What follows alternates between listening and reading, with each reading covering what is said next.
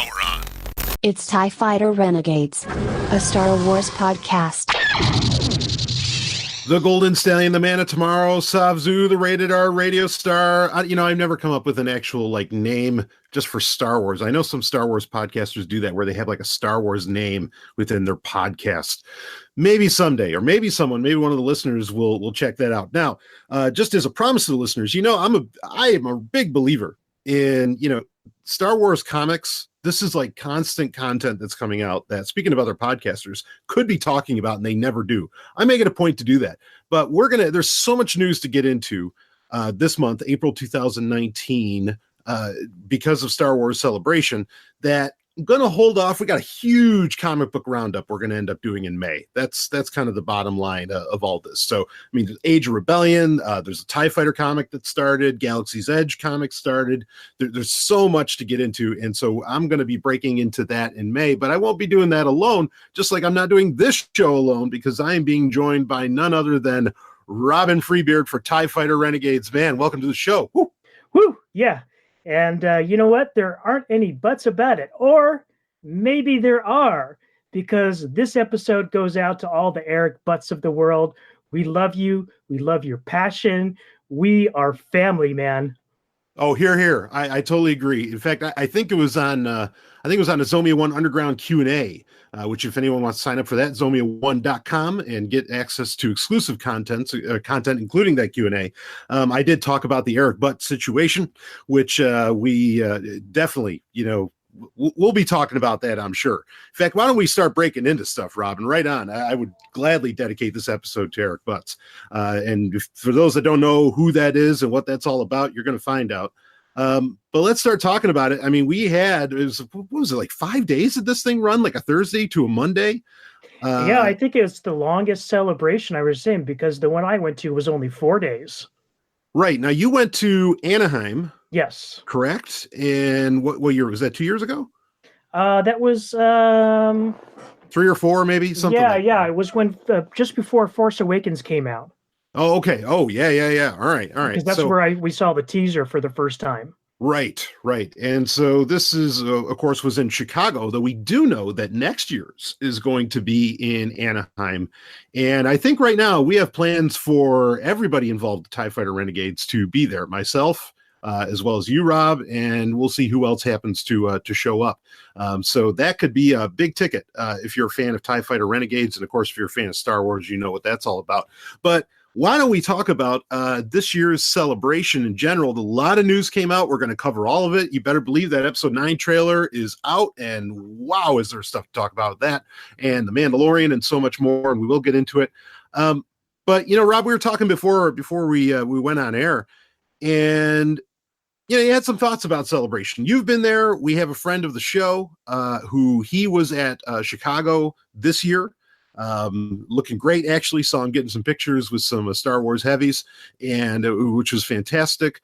But you kind of had, tell me, I guess I wonder, first off, give me a gist of celebration. You've been there. You talked to our friend who was boots on the ground this year. Break it down. I am just a super sweaty nerd. I'm as sweaty as they come. I've been to all kinds of different science fiction conventions, Star Trek conventions, comic book conventions. You name it. If there's a sweaty con around, I've probably been to it. Absolutely. But, there's something really unique and special about Star Wars Celebration. And in a lot of ways, kind of words of the human language fail to completely convey the experience. In fact, I think a lot of people watch it streaming online. And I think if that's the only way that you've seen Celebration, you don't really 100% know what it's like. Mm-hmm. And the best way I could describe it is if you embodied all the things that you love about Star Wars with your friends and wrapped it up in a blanket and surrounded yourself with it, that would be Celebration, because it is just a celebration of pure Star Wars love. And you don't, when people put down money to be at a place like Celebration, these are fans that really love Star Wars, and things that you don't see or don't hear are like basically a lot of the noise and crap that you hear online or on YouTube and things like that.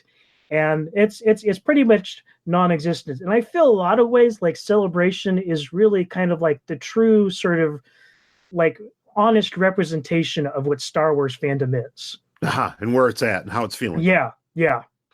Sure. I mean, certainly when you were there in Anaheim, and the Force Awakens trailer went. I mean, you're talking about Star Wars at arguably its most white hot, or at least its most white hot in decades. Oh, absolutely. I mean, right. like I am not. I'm an atheist. I am not a religious person. I'm not a spiritual person. I have been in the past, but not anymore. Sure. But like through all my experience of life, seeing that trailer in a huge stadium with thousands of other fans for the first time, and hearing the words "Chewie, we're home," that is about the closest I've come to into life to a spiritual experience. Yeah, I can only imagine, because I know how I felt when I saw it at home, and I was just like, I mean, the chills. You'd think that, I don't know, the ghost of Lucas or something was touching you, or Obi-Wan maybe. But yeah, I mean, I can appreciate that. I can only imagine what it's like to be in a room full of people, with that, with all that reaction and just the thunderous sounds coming from it. Yeah. Now, I mean, you raise a good point. Like, once you create, I don't want to say a barrier to entry, but just I don't know what term to use. No, I don't, because I really don't like to say barrier. But once go ahead. It's like you have skin in the game, right? Yeah. Yeah. Once you have that, it's amazing how a lot of this bullshit and hatred and honestly racism. I mean, in a whole slew of, all the things that have been levied against Star Wars since it came back on the scene, really, how it falls away, and it's like it's never even existed, Right.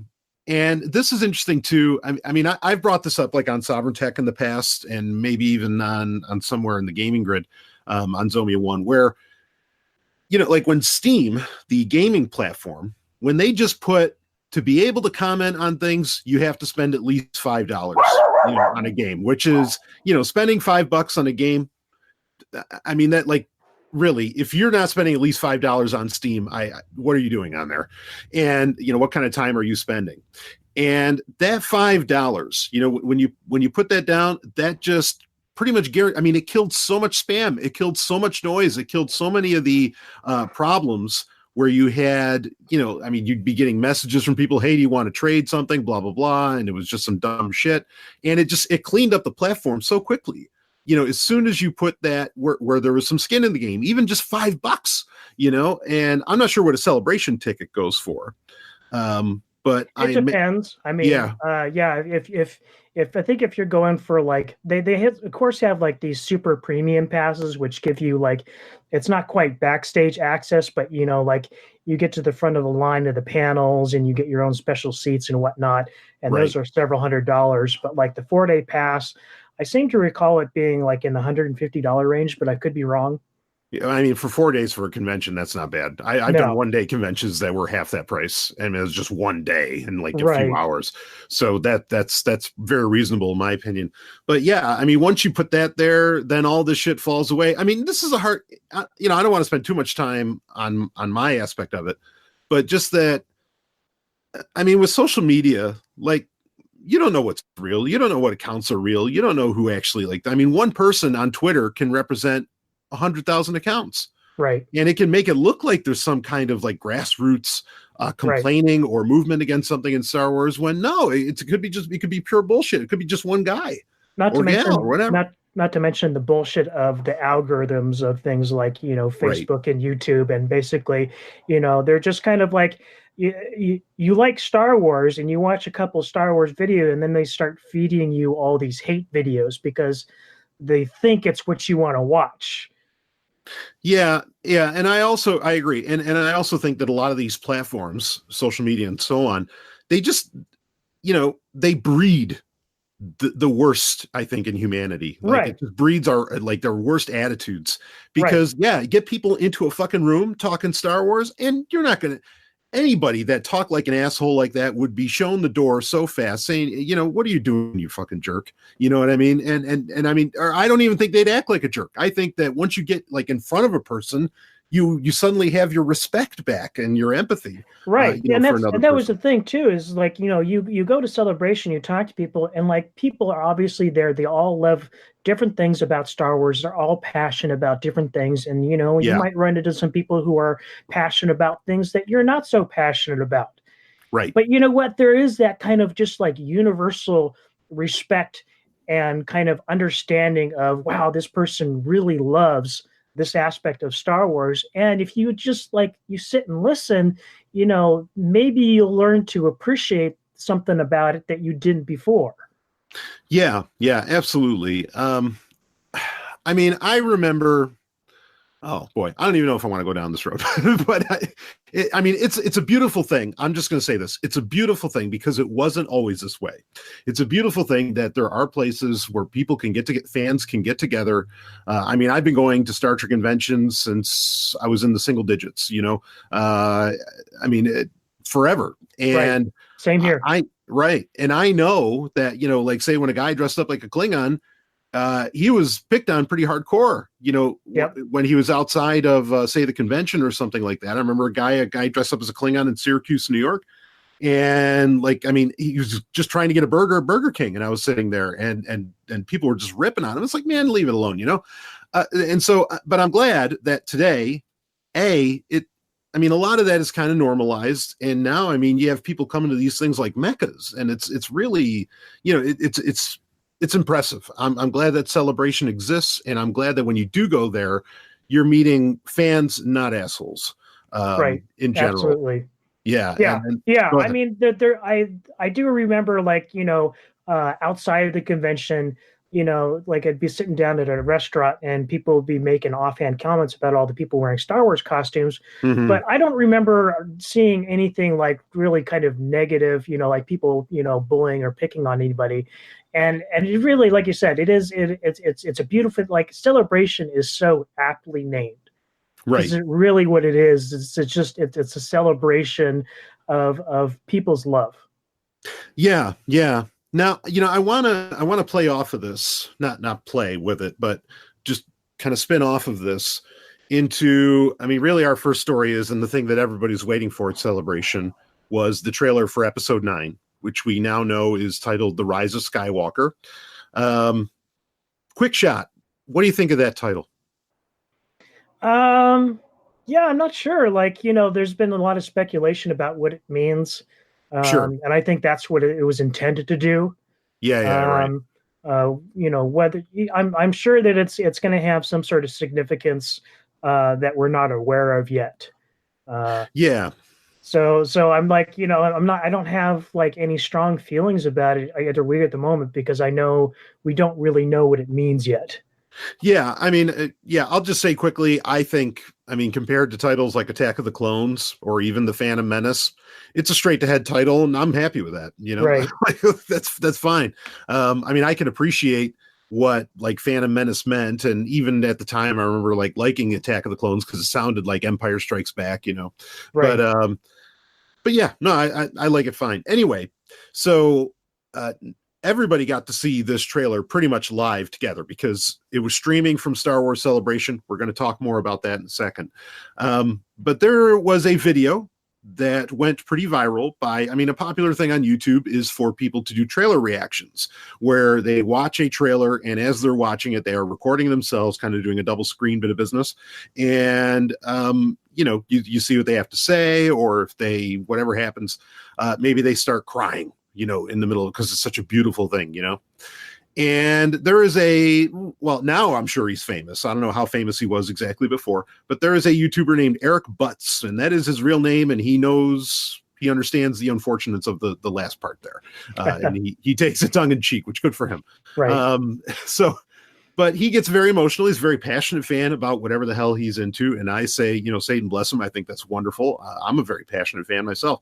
In fact, when I first talked about this story, I admitted, I said, if I watched Tron 3 trailer right now, if Disney suddenly said, yeah, we're doing Tron 3, I'd be in fucking tears. So, I mean, just no problem.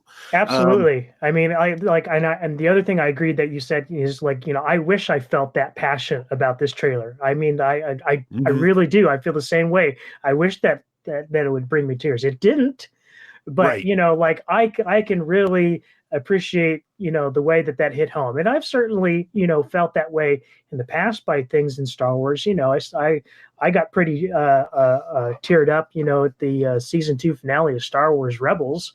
Right. Oh yeah. When Ahsoka versus Vader, I mean holy shit. Yeah. I mean, so Eric Butts ended up crying, pretty hardcore. And he's like, very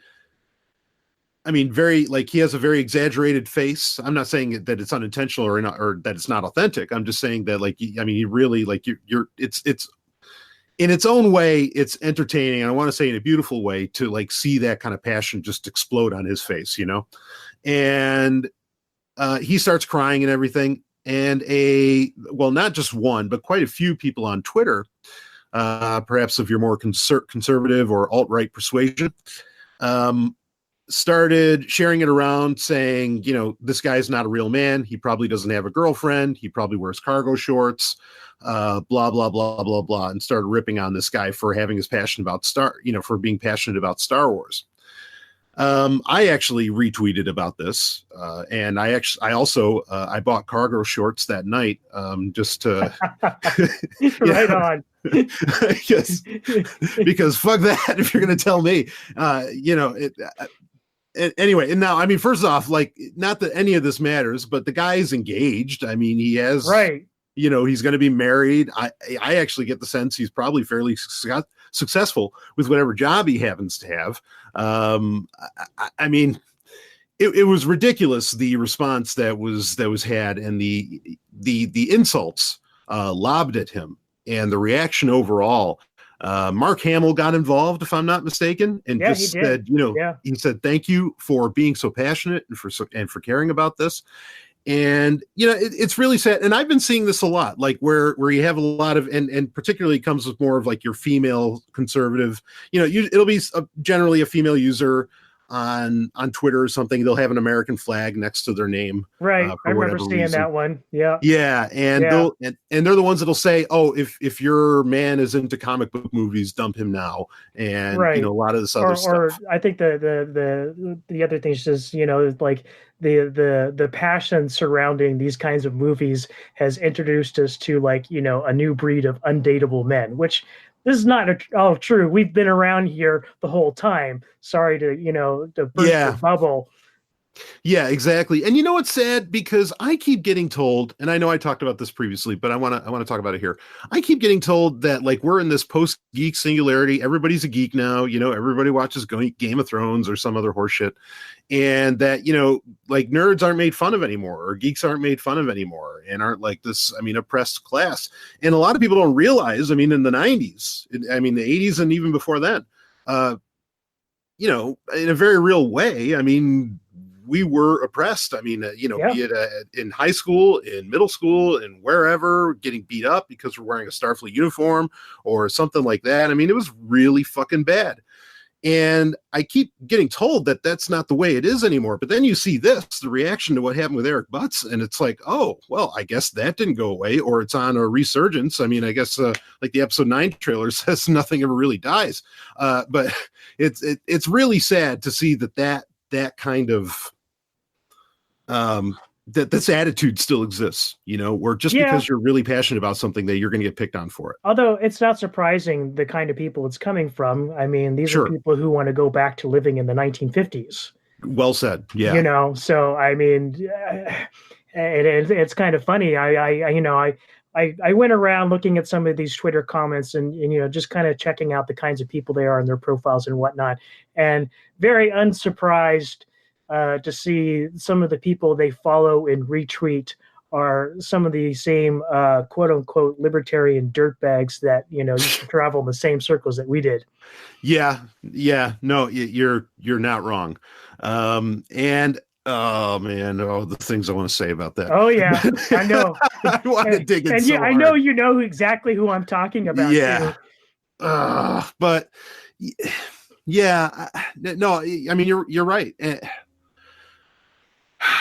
I don't know. There's the meme out there that and anytime something like this happens, I always see at least a few people share the same meme, and I usually hate memes, but this one's really well done, where it's just a little comic book basically, and it's somebody whispering into somebody else's ear, just saying, "Shh, let other people enjoy things." Right. And that's so like it just ends it should end the entire argument. Just fucking let people enjoy their shit. Right. You know, it's yeah. Yeah. I don't get it. I no, I completely agree. I mean, and I've been fighting that fight all my life. Yeah. You know, and like and it's funny because there's even a degree of like internalized oppression where like fan groups will like like take that on and then oppress other people within their fan group who they seem to think are like lower on the totem pole. Yeah. And that's that. Here again, this is the kind of shit you don't see at Celebration. Yeah, which I'm glad to hear that that doesn't exactly happen. I mean, I think to some degree, I don't think people understand that the reason. Well, like Eric Butts looked like around maybe our age, or maybe he's in his late 20s or early 30s. I don't know. I do think people don't understand that why some people take the stuff really seriously and are like canon junkies and all this other shit is because, frankly, they were oppressed, when they were picked on or whatever. Like, I mean, I can remember thinking back to the 90s where I didn't understand, like, wait a minute, why are you beating me up because I'm talking about Star Trek or I'm wearing a Starfleet pin or something like that. And those are the words that would come out of the bully's mouth, Oh yeah. And when you say that, or when you experience that growing up, like that shit sticks with you, and your fandom becomes a badge of honor, or it becomes like not a badge of honor, almost becomes a pink triangle. And look, now folks, understand, I'm Jewish. Like I understand what actual oppression like is. I'm not saying these are on the same level at all. I'm just giving it as an analogy. I mean, but you really, you stick by that, and you do become very passionate about it because for some reason you were picked on over it. You don't know why, why somebody felt it so important to do that to you. And so you take it very seriously. So I kind of understand why there's people who also kind of become almost like a priesthood within fandom, and where they feel like they can judge who the real fans are, because I mean, they felt like that this is almost life or death shit for them in a way. Right. But at the same time, that doesn't, they don't realize they're just, it's just the cycle of trauma. Yeah. Well, here again, and I think a lot of that kind of evaporates when you're actually introduced to a wider spectrum of fandom in a place like Celebration. Because I mean, here again, face-to-face interactions, you most people recognize that it's not exactly proper to be treating one another like that just in daily life, let alone at a place where you're all supposed to be having fun and enjoying something like Star Wars. Yeah. I mean, and so I'm glad that they live stream these things so that you can actually see it, right. And everybody has a chance to see it and enjoy it together in a very real way, which there's a moment in particular that I can think of that is not, I mean, it's on YouTube, but like, it's not a part of any major release that I want to get into. There was two moments in particular that, I mean, like I in our discussion about Celebration, I want to bring a photo, but like real kind of like visible, big vindications of this sort of attitude were like the standing ovations that Kelly Marie Tran and Ahmed Best got at Celebration.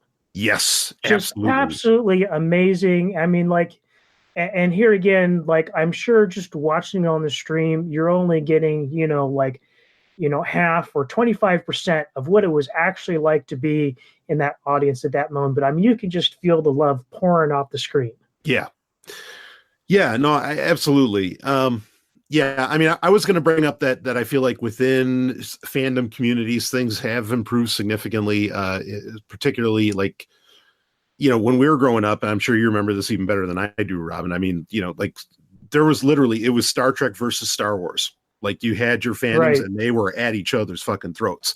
And that's gone. Like I feel like that's basically, that doesn't exist anymore. It sort of does. I mean, I went to a comic book store long ago, and you know, I was buying something for Star Trek, and you know, but I was wearing a Star Wars T-shirt. And the guy behind the counter, he was a little bit younger than me, but you know, he was jokingly trying to instigate a little bit of that, and he's all like, "Well, I picked my side," and he shows off his Star Wars tattoo. I'm like, okay, Right. He says it is possible to love both, and you know, like I love that tattoo that you have. That's really cool. I also love Star Trek. Yeah, well, if we can just rib each other over it from now on, that's fine too. Right. Because we just remember that was a thing. Holy shit! But yeah, great point to bring up about the standing O. That especially, I certainly heard the Kelly Marie Tran one. I mean, that was amazing. I mean, do you have more you want to say on that with Kelly and Ahmed Best? I mean, like the really the one that hit me was Ahmed Best, and I don't know if you saw this. I think it came out last year, but like Ahmed Best put out a video talking about kind of his, brush with suicide after the Phantom Menace came out. And I mean, that was just a really just powerful, hard hitting, moment for me. Because I was not the biggest fan of Jar Jar, I admit. I mean, I wasn't out there actively, like really, really hating like some people would. But I did at the time wish that the character was not in the movie. Since then, I've softened my opinion quite a bit, and certainly since hearing Ahmed talk about it, like seriously, if you watch that video and you still have that same sort of hatred in your heart, wow, I mean, I think you need to really kind of re-examine your life. Yeah. I mean, this is, speaking of connecting with people, and again, one of the beauties of Celebration, where you can actually like encounter, these actors, getting past some of the celebrity mindset, I think would be helpful, because I mean, look what happened with Jake Lloyd. I mean, there's a lot of this and a lot of it came from, honestly, I hate to say it, like fans just ripping on these guys. Right. And I mean, look, yeah, I'm one of the people, I actually really like episode 1, and I always have. But I mean, admittedly, I get the Jar Jar thing. Like, I was like, yeah, no, this wasn't the best idea, ever. I mean, I think for people to claim that George Lucas was being racist with the creation of the character, that's utter fucking nonsense. Yeah, it is. It really based upon who he's married to. And I think I just caught a story today that they're like trying to buy like Black Enterprise or something. I mean, a lot of people don't know this, but I mean, an idea that George had originally floated in the very beginning of making the first Star Wars was that he wanted to do an all African American, cast for the heroes. Yeah. Which I mean would have been awesome. Right. But the studio shot him down. So sure. I mean, maybe there was some racism involved, but it wasn't coming from George Lucas. No, yeah, exactly. But I don't think that people, appreciate that when, they just come out there, they think these celebrities are some other people, like on some other level. And so they just like lob out their verbal tomatoes at them. And I don't think they realize just how brutal that is, and that they are just people. Sure, they're on that stage, but they're just other people. But not only that, it's like, when these people invest so much of themselves in their art, it is hard sometimes not to internalize some of the harsher criticisms of the art itself. Yeah. And so when people are out there, setting fire to Jar Jar, action figures and kind of some of this more ugly stuff, yeah, I mean, I can definitely empathize with how that might be hard to process. Yeah, I tell you, I mean, this is kind of off, and it's going to sound kind of funny, and it's sort of half-hearted, but not exactly. There was for a while, there was that big theory that like Jar Jar was behind everything, was like, right, he was like a Sith Lord, yeah. If they really did that, I would have applauded. I would have been like, fuck yeah, because right? I mean, just because he crashed the bus is hay blibber.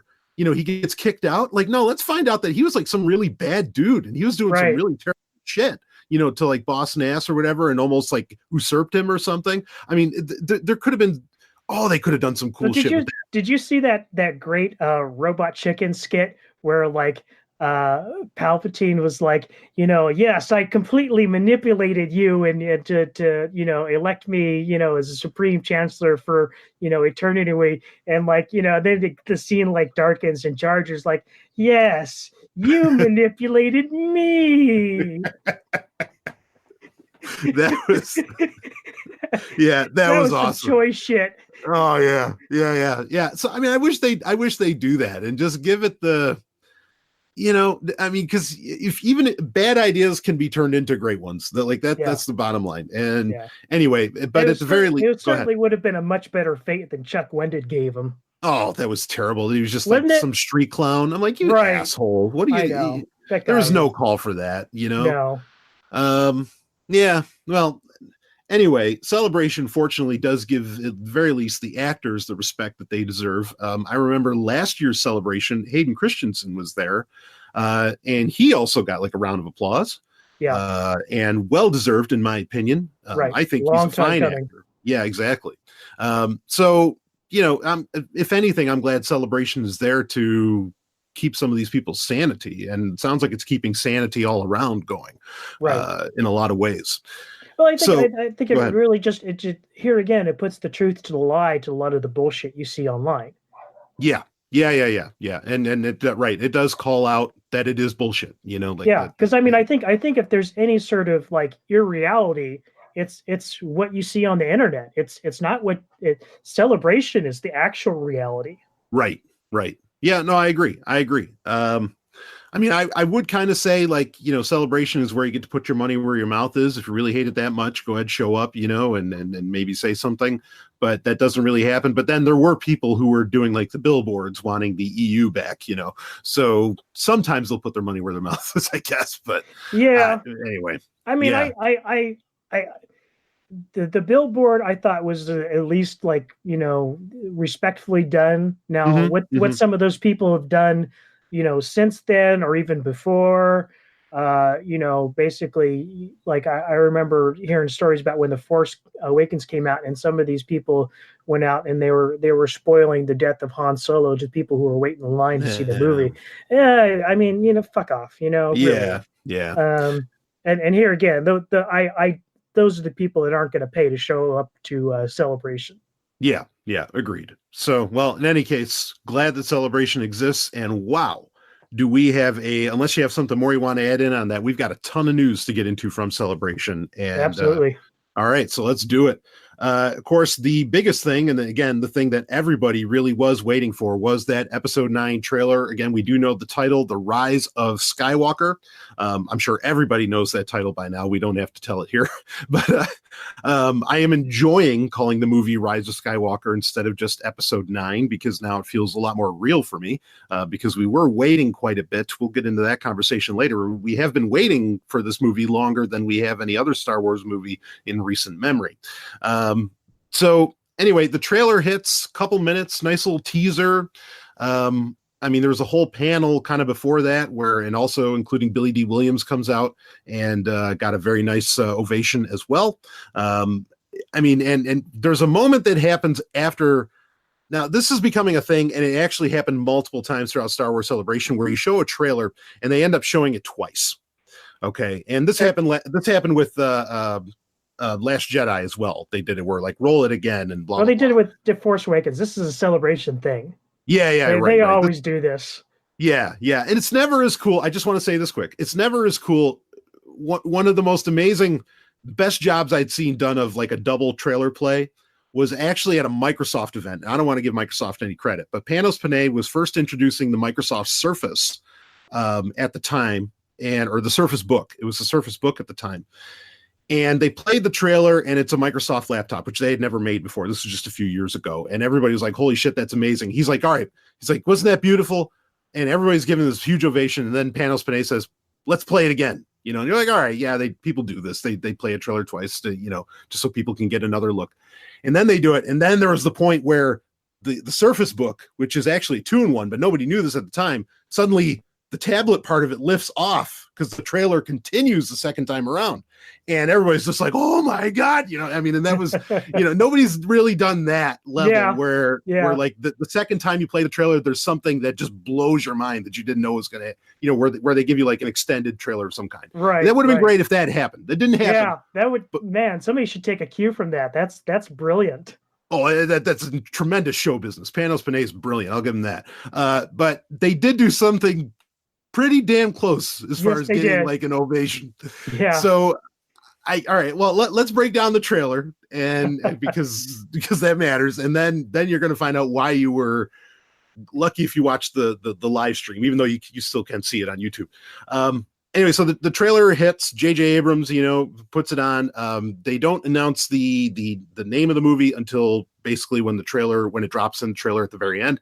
But we open up with a scene of Rey, of course. A link in the show notes if for some reason someone hasn't seen that, but I have a hard time believing that. I mean, the amount of views that it had inside of 5 minutes were unbelievable. But we open up with Rey. She's wearing all white. There was a very stupid story coming from CBR.com, I think it was, that was claiming her lightsaber was also white. No, it is not. It is blue. She does have. Holy shit! I mean, where do these people come from? I don't know. Anything for those clicks. Anything. It's unbelievable.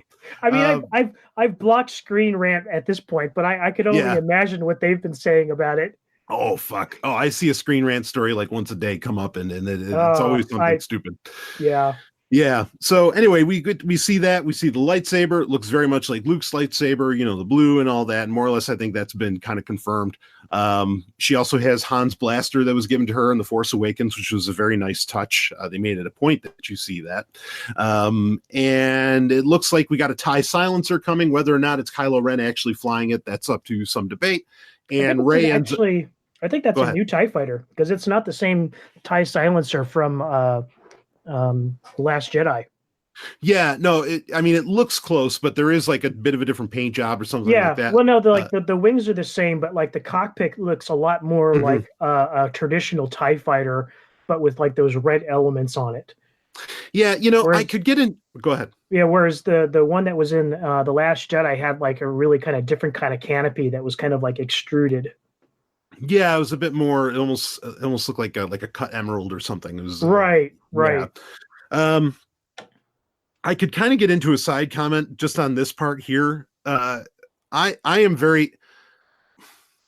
Well, this might come up a little bit later in the show.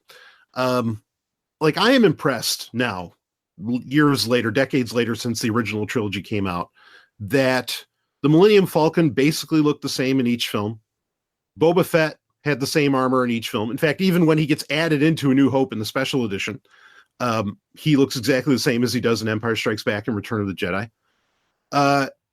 It's abundantly clear that wardrobe changes and changes in styles of ships per movie now, like every single movie, these things change, is really just to sell more toys or, to sell more merchandise. Yeah. Go ahead. I do think Rey's costume in this movie looks quite a bit like what she was wearing in The Force Awakens. Yeah. And I think there's a big reason for that. Yeah, I mean, I think the white has purpose. I think there's meaning, and that's good. But I feel like it's starting to get annoying when like they're changing something every movie and you really realize that, God damn it, this is just to sell toys. Like you have to put out the new version. I mean, you kind of have to, like being a child of the 80s, you kind of have to come to terms with that because like all the cartoons that we watched, like just about everything that we consumed as kids was to sell toys. It doesn't bother me as much. No, I know. But like He-Man looked like He-Man straight through until they did New Adventures. And that was admittedly because toy sales had staled. And so they had to they redid everything. They made Skeletor look like a samurai. They did all this other stuff. But it was just to sell toys. You're right. You're totally right. Those are 30-minute toy commercials. That's all they are. Fortunately, like with He-Man, we'd get writers like J. Michael Straczynski that would try to do something that fucking matters, in it. But at the same time, like come on, you don't, you know that they're changing shit up for just for that sake. And I just really wish they wouldn't. Like, the Millennium Falcon having like the different dish. I mean, there's a reason they had a different dish because it got knocked off in Return of the Jedi. But I don't know. It seems more blatant to me, and I don't like. But now it's got the original. I don't know if it's the original, but it looks similar to the original dish again. Okay. Because I don't know if you saw that shot when they were going through hyperspace. It's got the round dish now. Yeah, yeah. I just, when it's hard not to notice that that's why they're doing this. It's not to give you a cool ship again. It is to. But here again, I mean, like the name of our show. Like, I'm never going to complain when they come out with a new TIE fighter. I will never complain about that. I agree. The only thing that I'll complain about is that I don't have a new video game in which I get to play all the various TIE fighter variants.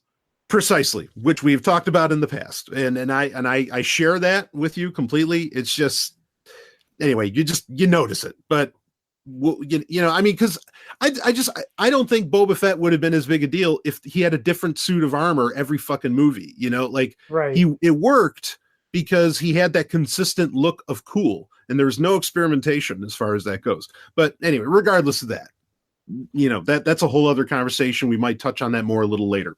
But we have, this TIE silencer or whatever it is, this new TIE fighter is coming after Rey. Rey does this like epic flip, and I've watching it, I'm like, yeah, I mean, it's hard to like make you go, ooh, ah anymore, but I thought it looked cool. I mean, what did you think of that moment? Yeah, it did look cool. Even though the scene's kind of ridiculous. And sure. What is Kylo Ren trying to achieve here? I mean, you think about it logically. Is he trying to ram a Jedi with a starfighter? Does it really seem to be a good idea to do that with somebody who's holding a lightsaber? And you, of all people, know what a lightsaber can do? Yeah. No, I hear you. I mean, it's definitely a moment meant to just look really, really cool. Right. And it does. Yeah, absolutely. Yeah, and Mark Hamill, of course, at the time, and we don't have to like break down every scene, but Mark Hamill at the time is saying, thousands of generations is in you, or we've taught that into you, which some people are saying, oh, that means that Anakin was teaching her, Yoda was teaching her as well. All kinds of people have been teaching Rey. We won't know until the movie hits. We have no idea. I think they're just referencing the books that she recovered from from Octo. Mm-hmm. Yeah, I mean, the 1,000 generations is definitely a reference to the Jedi, no doubt, because that's what Obi-Wan says in A New Hope. But yeah. So anyway, that happens, and that's kind of the big scene. And then basically you're getting, really epic music. They're using a very epic version of the Princess Leia theme, which is very well done. The music in Star Wars trailers has never been a problem. It's often better than the music that ends up in the movie is late. But not complaining there. Yeah, anyway. there's a really interesting musical cue at the end of the trailer too. I don't know if you caught on to it. Well, you can mention it. We'll drop that. Okay. So anyway, so yeah, you're getting Princess Leia's theme. You're seeing all of the characters and all of this. I mean, there's some interesting planets that we might be getting a look at and so on. I mean, it is important to note that Rey was on a desert planet. Whether or not that was Tatooine or Jakku is up to debate. And I mean, you see Kylo Ren kind of like doing some kind of wrestling move down onto a guy, which looked really cool. He's putting his helmet back together. Yeah, I want to say something about that scene where he's knocking down that guy. I mean, is it just me, or does the guy he was knocking down look like he might have been a Knight of Ren? Yeah, I don't know. That's a great question. Because I'm looking at it and I'm just like, Yeah. I mean, it's and this we'll talk about this more later. Yeah. Okay. All right. Yeah. So, I mean, a lot of it is, seeing things. Now you do see a scene where Rey is hugging Princess Leia. And that, of course, got a round of applause because we knew she was going to be in this film somehow. And that looked very natural. So and I think that's why they returned Rey's costume to looking like what she was wearing in The Force Awakens, so that it would sync up with that, because we know that footage came from The Force Awakens. Right. So of they had to Carrie have, Fisher. they had to have a way of that syncing up more. They might have enhanced it somehow to add elements to the costume that weren't there before, but overall, the costume looks very similar to what she was wearing before. Yeah, a real win to include a scene of Princess Leia in the trailer, just to really drive that point home. That was important. Yeah, honestly, I think everybody needed it. Yep, I agree. It was like the one note they had to hit. Right. Another note that I think was important for them to hit was Lando. And man, like now the trailer was cool. Seeing Leia, that was great. But when Lando is in the cockpit of the Falcon next to Chewie and laughing, that's when everything went, oh, fuck yeah. Like that right. was, it's like, as soon as, man, I mean, it was, and I want to comment more on that, but there's another point that we got to get to before I can make my overall point on that. How did you feel though when you saw Lando? I mean, that's when us OT fans creamed our jeans. Yeah. Yes. Oh man. I mean, I was ready to, I don't drink, but I was going to snap open a Colt 45 right there. I mean, I was right. It was so, and he looked good, Yeah. I mean, nobody racks a cape like Lando. No. And that laugh, I mean, it was golden. That was exactly. Yeah, it was exactly what you needed to show. It was everything that mattered in that. And it instantly took that trailer to another level for me. Yeah. And then it goes into, I mean, again, you're getting various reveal of the characters. You see Finn, you see Poe, and so on. You see there is that droid, which we saw in the poster we talked about on the last TIE Fighter Renegades. Right. There's that buddy droid to BB-8 that was there. Which I think that came out during the panel too. Like yeah, that's kind of where they did the big reveal, and it was actually the full robot that could roll around and articulate and whatnot, and that was cool. Yeah, it was nice. But then you get this scene. Okay, we're getting to the end here. Then you get to this again, only 2 minutes. You get to the scene, and I'll tell you, the first time I watched it, I did not realize what this was. It just looked like some mountain out in the middle of a sea, out in the middle of an ocean. And I didn't realize it's actually the Death Star. It's the Death Star 2. And as far as has that been confirmed? Yeah, I think that's been confirmed. Okay. That it is the Death Star 2. But it hasn't been confirmed. Are they on the forest moon of Endor? Are they on Endor? Like, those that's are an interesting that's an interesting point, because I mean, it literally could be almost anywhere. And I'm going to go back to something like really old here, but there was an old West End Games storyline for their role-playing game, where basically you go out and find this huge chunk of garbage in space that's nowhere near Yavin 4. That's an exploded chunk of the Death Star that was thrown through hyperspace when it exploded. Okay. So I'm thinking, hey, this could be anywhere in the galaxy because they had hyperdrives all throughout the Death Stars. There wasn't just one big hyperdrive. There was like multiple hyperdrives working in tandem. That if one of these chunks of the Death Star got thrown through hyperspace, that could be on any planet. Right. Okay. Yeah. So also, I mean, important to note is that in the art book for The Force Awakens, there was originally a planned scene where Rey is swimming into the Death Star 2. Right. And I believe those were artworks that were done while George Lucas was still involved with the production. Okay. So that's interesting that, and apparently Georges have some involvement with JJ on the production of this movie. So, and in a way, I think that, maybe they might be playing that up a bit just because they're trying to say, hey, this is kind of going to be a return to form sort of thing. And we're going to talk more about that later. Mm-hmm. But yeah, it was interesting to see that element show up. And I do remember that artwork. And I do, like I said, I think it's interesting to point out that I do believe that artwork came before J.J. Abrams even came aboard. Yeah.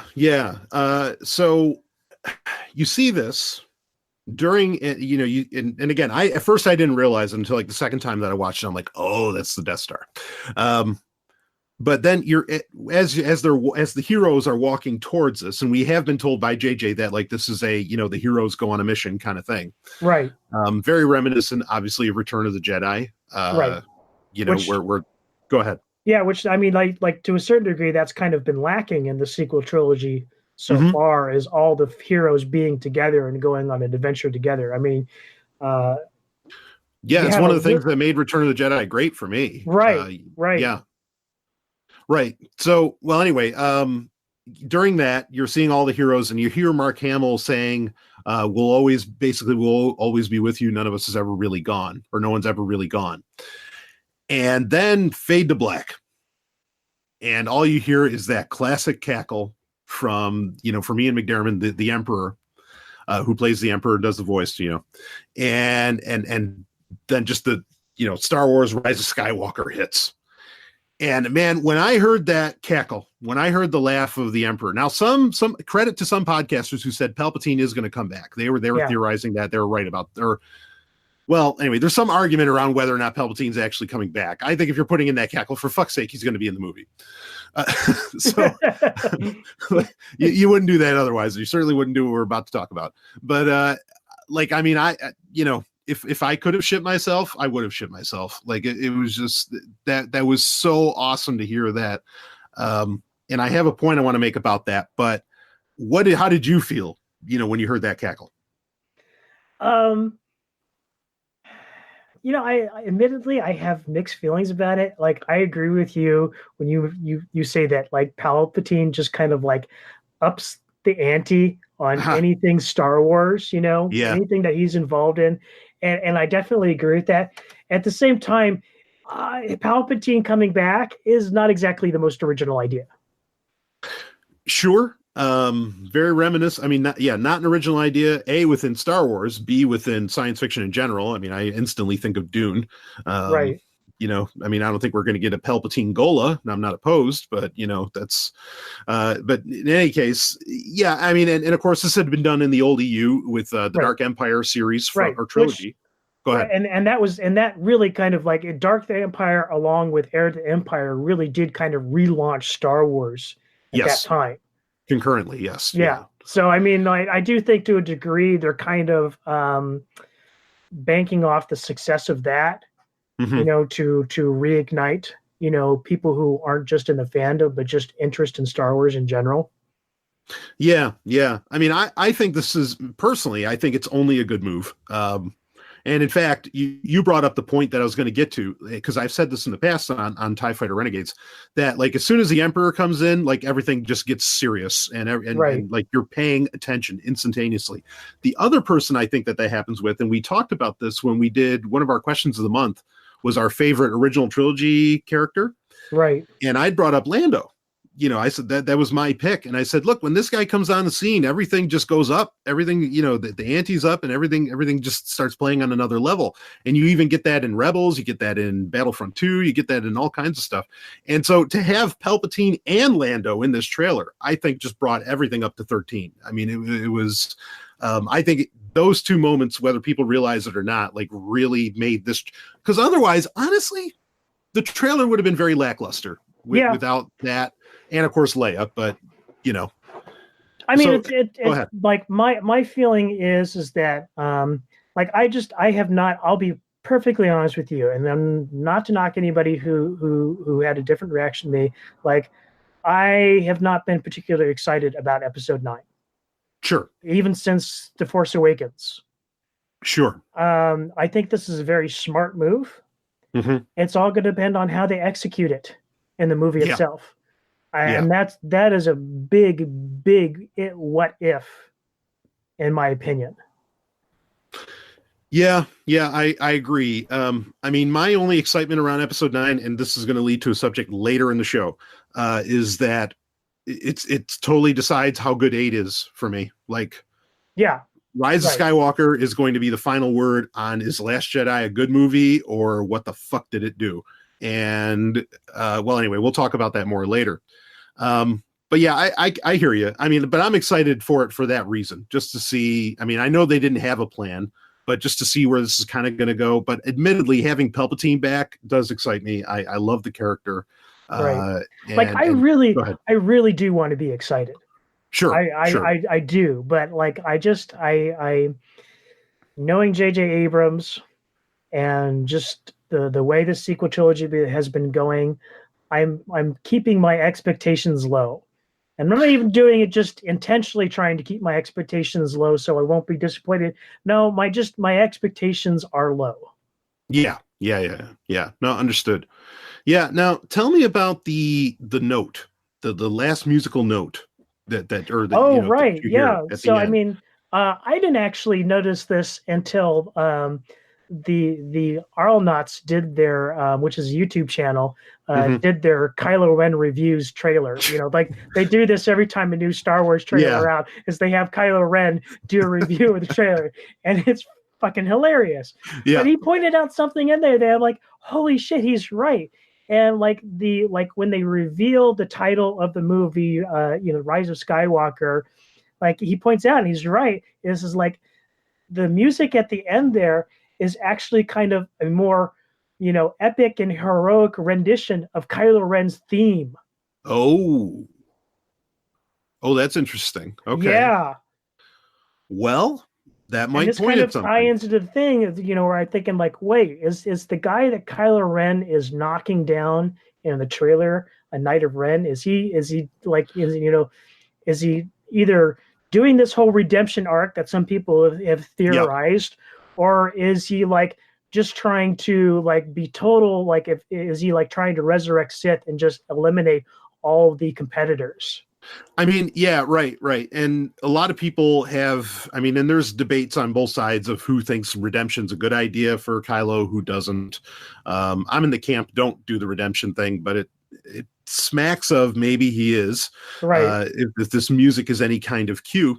I mean, we also have to watch out for musical cues in Star Wars because, like, the whole Darth Plagueis thing with with Snoke in The Force Awakens, wherever the hell that went. But yeah, I mean that's interesting. I mean, if Kylo Ren is going to really be a Sith Lord, he shouldn't even have like a Knights of Ren. Like ultimately a Sith Lord stands completely alone because his lust for power makes him the last person alive or last person standing anyway. Right. So it's good you bring up the Snoke thing too, because them killing off Snoke in Episode 8, like we kind of should have seen this coming. It really kind of did necessitate them bringing somebody like the Emperor back. Right. Because I don't see Kylo Ren carrying this thing on his own. Yeah, no, I agree. Oh man.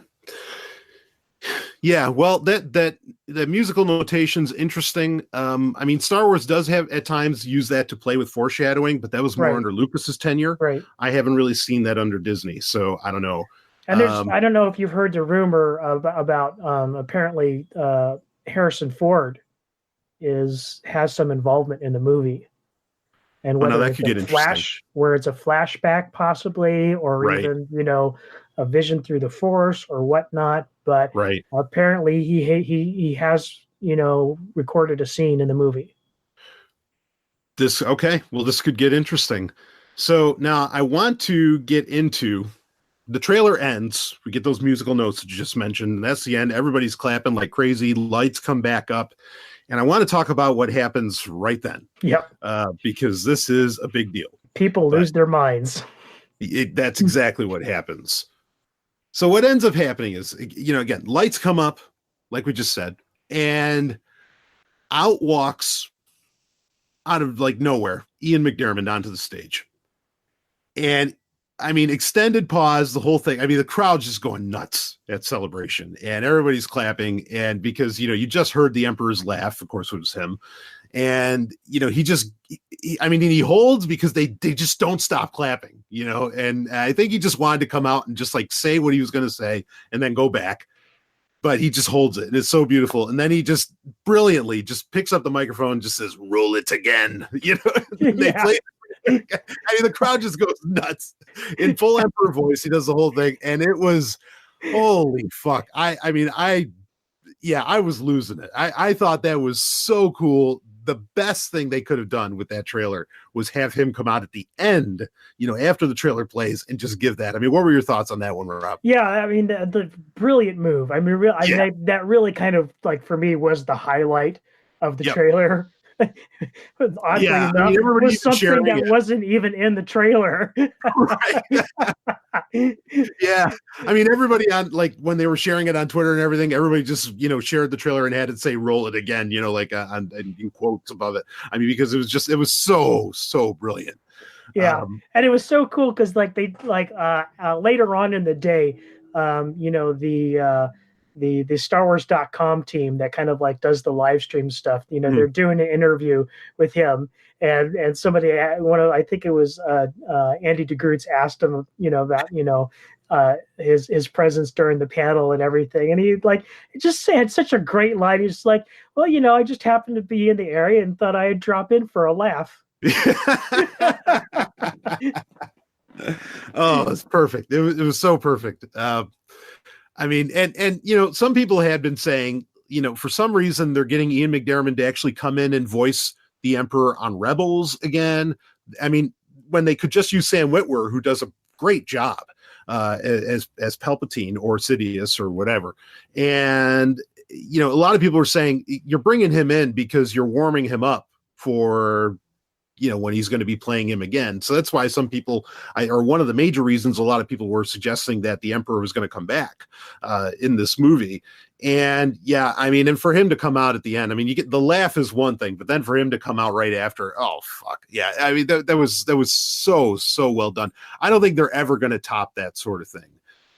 But yeah, I mean, give me any other thoughts you had on that specifically. I mean, there's, what is there to say? I mean, it was, like I said, it was just such a really a brilliant move, and I kind of on one level I recognize that it's marketing, but goddamn, it's brilliant marketing. Oh, sure, no, totally, it was brilliant marketing, and well, anyway, we'll see what ends up being a thing, because there was interviews with Ian McDiarmid after the fact, who was saying, well, no, I talked to George Lucas. George Lucas said, no, the Emperor's dead, I think that's kind of getting the wrong play, I think, in the press, because when I saw the interview where he said that, it was at Celebration, and he was talking past tense. So yes, at one time, like when they were making Return of the Jedi, yes, George's comment was that, no, he's dead. That's it. He's gone. Right. But we know that in Star Wars, people can change their mind, including George Lucas. Oh, absolutely. Which he did through the original trilogy over and over again. Yeah. So people playing this is Ian McDiarmid saying that right now he's for certain that the Emperor is dead, I think is a bit misleading of the press. Yeah, absolutely. So, well, anyway, the trailer overall, I mean, my personal opinion of the overall trailer was it was largely lackluster, minus really 3 moments. Leia, seeing Leia, like that had to happen. They did good on that. Lando and the Emperor's laugh, like those made that trailer anything, worthwhile, in my opinion. Otherwise, there wasn't a whole lot really shown. I mean, what do you think about the trailer overall, Rob? I pretty much agree with you. I do think it was pretty much lackluster, but that was kind of what I was expecting. And I'm unfortunately at this point, and for even before I saw the trailer, I mean, I was expecting this to be somewhat of a lackluster movie. I very much have a feeling that bringing JJ back was the wrong decision. I think it's essentially going to be a return to mediocrity. Yeah. In terms of Star Wars movies, sure, much like The Force Awakens was. Sure. I'm sure he'll try his best to do something new and surprise us. Whether or not he can, I have some serious doubts. Yeah. I mean, it's going to be interesting to see what happens with this. And yeah, I mean, I think we talked about this before, but I think it is such a huge shame that Colin Trevorrow left the project, or was asked to leave, because I remember hearing early on that Trevorrow kind of like revealed to Daisy Ridley what his plans for episode 9 was, and she says she broke down and cried. Right, she cried. Yeah. Yeah. So I mean, I here again, I kind of feel like, we're gonna get JJ's episode 9, and this sequel trilogy obviously is we know for certain that it's not what George Lucas had in mind for the sequel trilogy.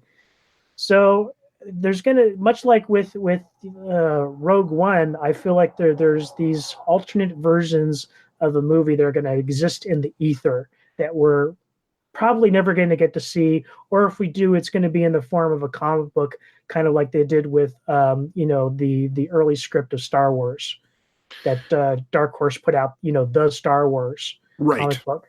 Right.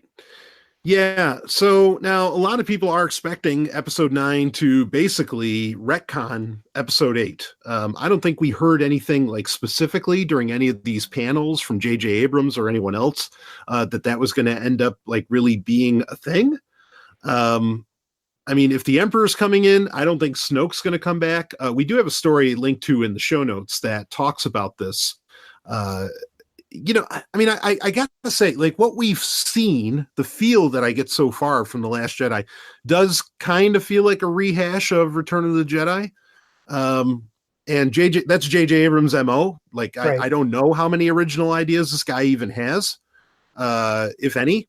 And so, I mean, that worries me. But, with it being like Return of the Jedi, I mean, it did make me think about The Last Jedi, where I was like, that really wasn't Empire Strikes Back. Like I didn't, I mean, there's some cues like on Crate where it kind of feels like it was copying Empire Strikes Back, but then at the same time, it's really, I mean, and maybe the frustrating like training of Rey by Luke is kind of similar to Dagobah. I mean, but it really feels like a very different film. And yeah, well, I mean, for good or for ill, The Last Jedi might be like the most unique Star Wars movie in existence. Yeah. Yeah, I agree. I agree with that. I mean, do you think that they're going to do like a bunch of retconning to episode 8 through episode 9?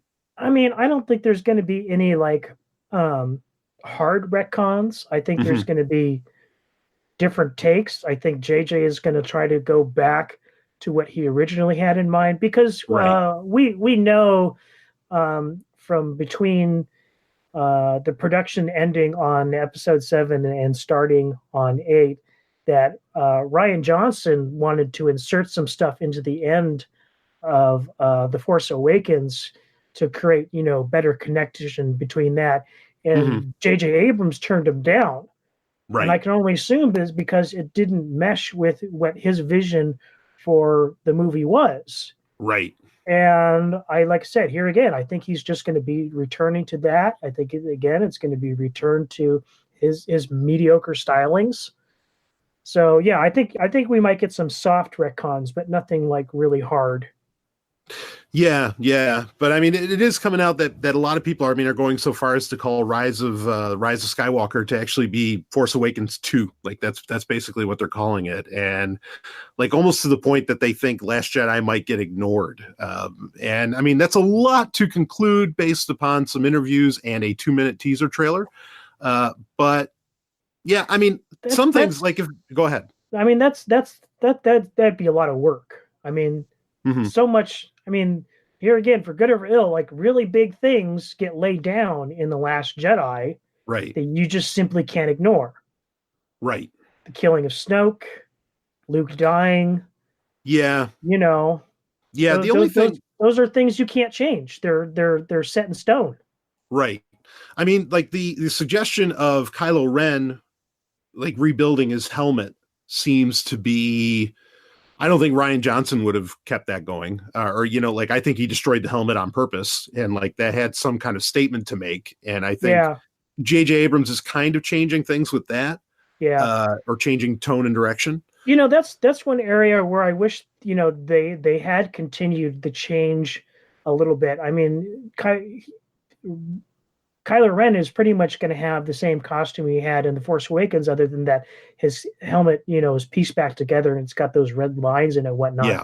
But, I remember seeing some concept, I think it was for episode 8, where like he shaved his head bald, and I thought that was a really cool look. that Yeah. they could do for episode 9, but obviously that's not what they're going with. Yeah. I would have liked to have seen them change that up a little bit and not just him, put his helmet back together. Yeah, I mean, I think the red cracks almost looks like lava in the Yeah. in the helmet of Kylo Ren. I mean, that'll sell a new set of toys, so that's what really matters. But Right. no. But yeah, I mean, the one thing, like, if we're gonna get the Emperor, we don't need Snoke back. Like, if I didn't know about the Emperor coming back, I would say, okay, can we get Snoke back for this? Right. And finally let him like finish out his storyline or whatever the fuck was in mind for him. Right. We don't really need. Go ahead. Like the thing about Snoke's death is kind of like unique in Star Wars. Is you actually see him die for real. It's not like Boba Fett falling into the Sarlacc pit or the Emperor being thrown down that shaft. I mean, yes, the implication is that they're dead, but you don't actually see a dead body. With Snoke, we see a dead body. Yeah, I think this is like a rule now in Star Wars that if somebody gets thrown down a shaft, and makes you wonder about Han Solo too, they might still be alive because Right. Darth Maul, of course, ends up down a shaft, and next thing you know, he has 6 legs. So there's getting tossed down a shaft is that's the Star Wars form of immortality right there. Right. It would appear. Right. So yeah, I mean, I don't need Snoke back. I think if they do any kind of retconning with like Rey's parentage, I think that would be only smart. I understand like Rian Johnson's philosophy behind making her parents like be nothing. Right.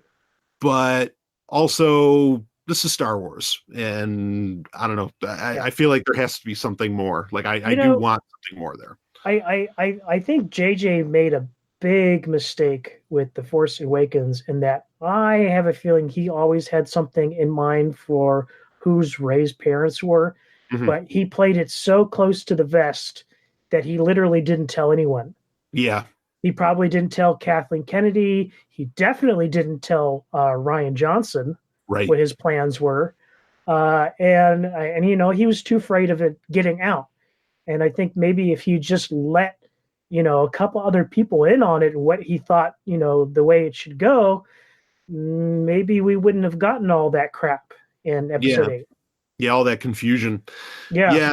That's the one where I expect something to happen and I do expect some kind of explanation of what the fuck the Emperor was building, like with Gallius Rex on Jakku. Yeah.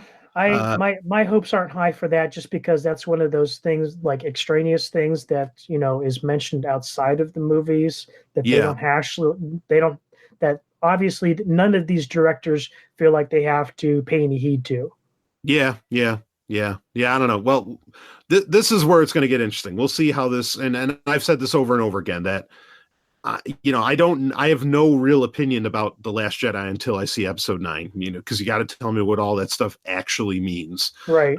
And I imagine that I would have felt the same way if I was alive more alive, I should say, in the 80s.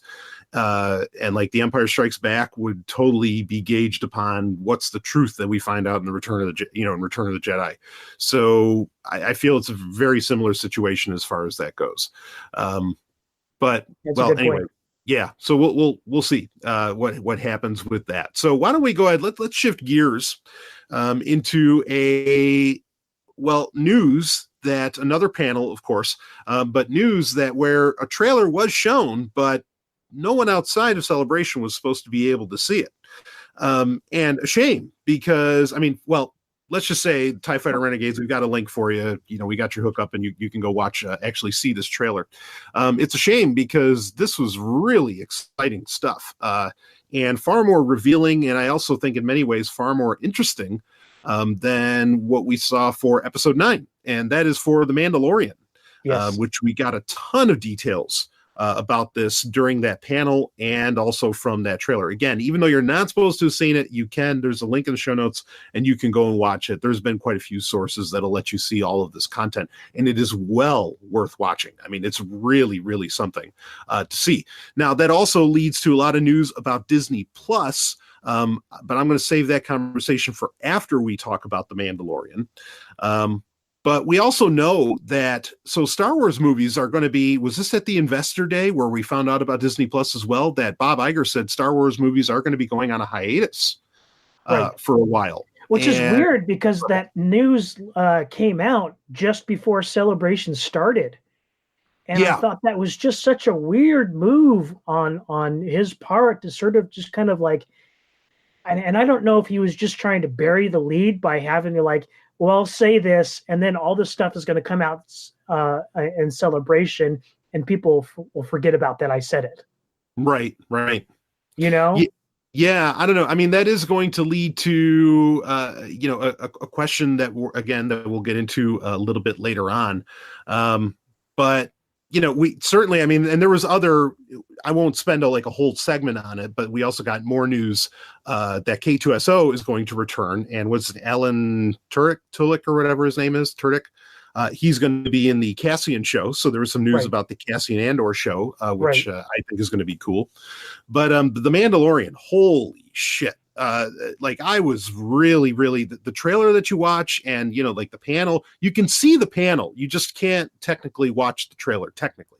Yeah. And let me just say that, the panel, to me, that was the highlight of Celebration. Even if it's worth watching, even though you don't get to see, the footage, because you can go and watch that separately. But I really do recommend people go and watch the whole panel because it was fantastic. Yeah. Now, who all was on the panel? You had Favreau was there, right? And Dave Filoni. Filoni, of course, was there. The heir to the empire. Yeah, boy, he was a busy boy at Celebration this year. And was Carl Weathers there? He was. Yeah. Oh man, yeah. It's a great panel. You're totally right about that. But anyway, we find out a lot about it, and a lot of it can be kind of summed up in the footage that was shown, because there were some interviews with Pedro Pascal, who is playing the Mandalorian. We didn't get his name right. I didn't catch that. He's just the Mandalorian. Yeah. Okay. Yeah. So, so the footage is really, you get to see Gina Carano, and you get a really great feel. Go ahead. She was great in that panel too. I was surprised by she has good charisma. Oh yeah, I mean, I've been a fan of hers since the American Gladiators days. She was one of in the reboot that they did in the later aughts for American Gladiators. It was hosted by Hulk Hogan. She was one of the gladiators, and holy crap! I mean, she just stole the camera, and she's been doing that in Hollywood now for a little bit. But she looks great. They did give a name to her character. Most of the other characters, Carl Weathers' characters, you did end up her name's Cara Dune, which I think is kind of cool. Carl Weathers' character's name is Grief. And we did get some explanation of who these characters were. You do know that Carl Weathers seems to be some kind of a handler in many ways for the Mandalorian itself. We got a great scene where we got to see Werner Herzog, playing his part as almost like an imperial governor type, in charge of some stormtroopers. And you got a lot of that. You got to see this weapon that we sort of knew was coming, but it was a weapon based around the original weapon that Boba Fett had in the holiday special. The cartoon. From the cartoon, from his first appearance. And it looked like I saw sand crawlers, on Tatooine. With Jawas. Go ahead. I got to say, the sets in this series this looks film level production values. Oh, all the way. It's beautiful. Yeah, absolutely. There was some interesting looking, almost like speeder bikes or swoops. I mean, they look like Imperials were on them, so they'd be speeder bikes. Otherwise, they're swoops if they're more independent. I think we saw the Mandalorian actually riding a dewback. So, not that these things have to only be on Tatooine, but it looks like we might be spending some time there. We do know that it's 5 years after Return of the Jedi. That's a very exacting bit of information. And the footage I saw also, I think it was just recently announced that the ship, the Mandalorian's ship, is actually a model. It's not CGI. It is. Yeah. That's one of the things that's worth watching the panel for, because they actually go into they built the physical model, just sort of as a maquette. Which they don't intend to use in the movie. And like people around Lucasfilm heard that somebody's building a model. It's like, oh, they're using models. Somebody's using model, and like a bunch of people got excited and started getting involved. And I think even John Knoll got involved, and they actually built an old school motion control rig to film the model and do the effects and stuff like that, which is really cool. I mean, just like, and it really speaks to like, the passion for the way things were originally done, like up until I'd say even episode 1, where Sure. you were using a lot of, like actual models and stuff for the starships. And I think there's something, I was really impressed with the effects in Rogue One for the space battle they did, but there's still something that just feels a little bit lacking when you use CGI. And it's, they talk about the uncanny valley. Well, I'd say there's even an uncanny valley with like, non-human things like starships and starfighters and things like that, where like, I can still kind of tell the difference. Yeah. Regardless of budget even too. I think that's very true. Like nothing looks as real as, the refit NCC 1701. I don't know any other starship that like ever looks that real, as far as within like Star Trek. And that's usually when you're seeing it, in the movie. I mean, it just looks, it's a 6-foot model and it just looks so gorgeous. And it looks like it's really flying through space. It's pretty amazing. And yeah, there's something to the practical effects that I think they realized. And that's why they're pushing hard for that, because that's been going on in Star Wars now ever since Disney bought it with Force Awakens and so on. Right. Because that was the big thing is that, we're using practical effects in this movie. Yeah. And I it was almost kind of like misleading in the way they do it, because I think when a lot of people think about quote unquote practical effects, they are thinking about the model starships. They're not thinking about the costumes so much. I mean, that's certainly an element of it, but they still use CGI for all this, the starfighters and the stuff, the ships that they used in the sequel trilogy. So, I mean, that was kind of a disappointment that, sure, they used real costumes and whatnot, and they built real sets. That's all very nice and well. But like people like me, they're really passionate about like special effects and visual effects. Yeah. Like it's all about the models, baby. Yeah, absolutely. No, I agree. During the panel, they also talked about how they're going to pull from the EU, from the old expanded universe, which I thought was that was really cool.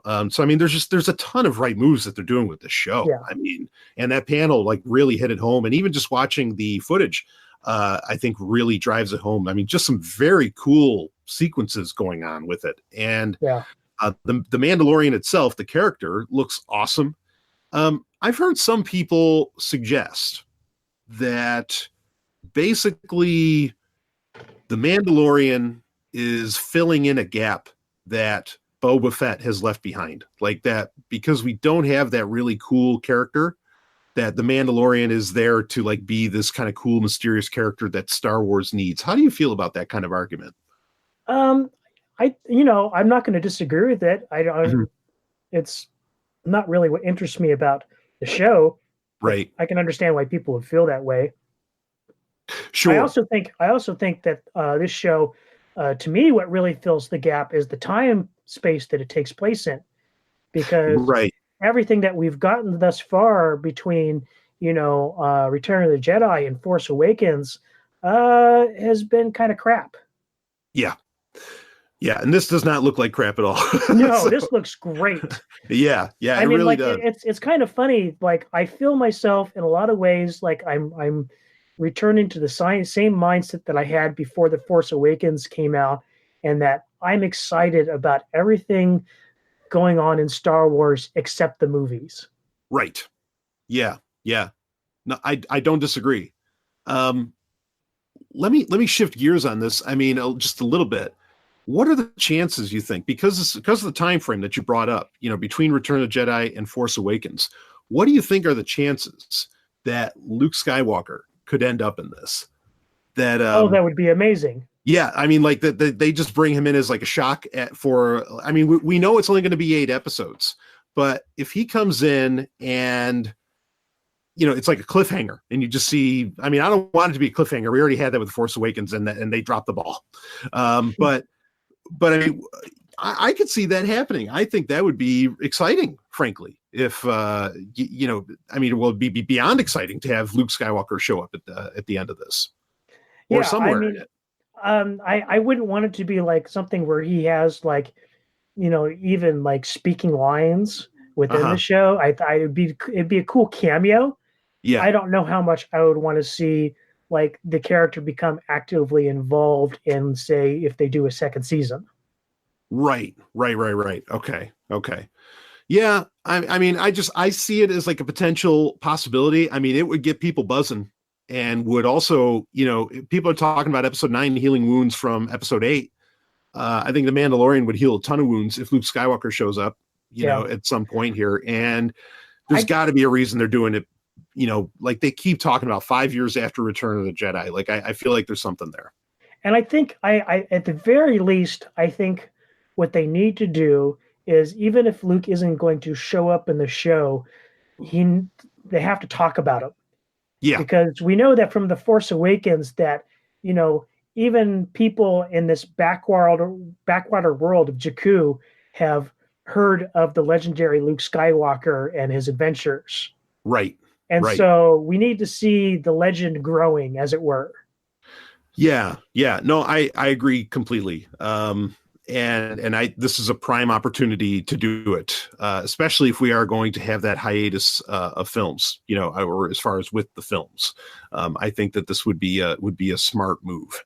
So anyway, so yeah, I mean, any other thoughts on The Mandalorian? I mean, it's very exciting what we saw. The footage looked great. Everything sounded great. Like, I mean, I'm just hearing all the right moves. Yeah, and they're very much, I think, kind of trying to advertise that, hey, we're listening to the fans and we're trying to do the right thing here. One of the other things it was a big takeaway at that panel for me is this is very much Lucasfilm giving Dave Filoni the opportunity to cut his teeth on live action. Yeah, and absolutely. He very much got the sense that he and Jon Favreau have a very good working relationship, and that it's not just Dave learning about live action from Jon Favreau, but Jon Favreau is actually learning a lot about Star Wars from Dave. And so we have this great sort of like collaborative thing that's coming about in the show that I think is just it's so awesome. And I think I have no doubts that this show is going to be just wildly successful. And I think that success is very much going to be, an indication of Filoni's future in the company. Yeah, I agree with that. And speaking of course, where the show is going to end up being on, it is going to be on Disney Plus, which at that same event where Bob Iger talked about the hiatus in Star Wars movies, he also made most of the announcements about Disney Plus. And Disney Plus is going to be, it launches November 12th. And I think they said The Mandalorian is supposed to be available on launch day. I don't think we've heard whether or not, did they say on the panel if it was going to be bingeable, or I don't remember catching that. Yeah, no. Yeah, I don't remember either. I haven't seen any news otherwise, but anyway, that'll be November 12th. The interesting thing is the pricing for this, which it's going to be $6.99 a month, or it's going to be $70 a year that you can pay for it, which is very competitive. Yeah, very competitive, because Netflix's cheapest plan is like $9, and so you're much under that.